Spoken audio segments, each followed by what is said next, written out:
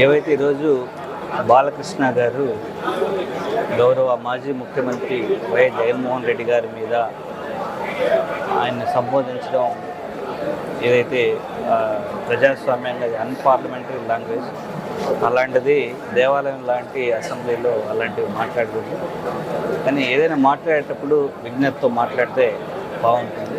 సభ్య సమాజం తలదించుకునే విధంగా ఎలా పడితే అలా మాట్లాడడం కరెక్ట్ కాదు. సో ఇలానే కొనసాగితే డే బై డే అసెంబ్లీ వ్యవస్థ కానీ అలాగే పార్లమెంటరీ వ్యవస్థ కానీ దిగజారిపోతూ వస్తుంది. ఎందుకంటే రాబోయే యువతరానికి మనం ఏం మెసేజ్ ఇస్తున్నాం అనే దాని మీద ప్రశ్న తలెత్తదు సమాజంలో. కాబట్టి ఎవరైనా మాట్లాడేటప్పుడు పద్ధతిగా మాట్లాడితే బాగుంటుంది. ఇట్లాంటివి ప్రజాస్వామ్యంలో తీవ్రంగా ఖండించాల్సినటువంటి విషయం.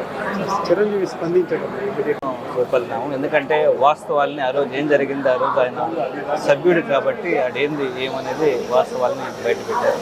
కానీ ఏ రోజు కూడా ఎవరిని పరుషంగా మాట్లాడని గొప్ప మనిషి వైఎస్ జగన్మోహన్ రెడ్డి గారు ఏ ఒక్కరిని కూడా పేరుతో అని లేదంటే అన్నాన్ని సంబోధిస్తారే కానీ కించపరిచే విధంగా ఆయన ఎప్పుడు కూడా మాట్లాడి కాబట్టి